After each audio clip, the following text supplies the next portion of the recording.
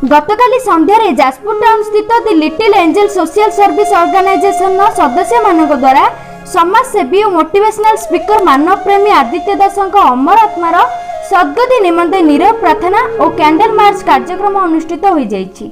गत 2-3 दिन तले भुवनेश्वर स्थित लिंगराज स्टेशन निकटरू मृतदेह मिलता खबर को सहजरे विश्वास कर संस्थार सदस्य माने, कारण आदित्य भली जड़े दृढ़ मानसिकतार व्यक्ति जहां वार्तार आत्महत्या करने को जाउथबा लोक फेरी आसुथिले, तो से निजे बा केमिति आत्महत्या करि परिबे।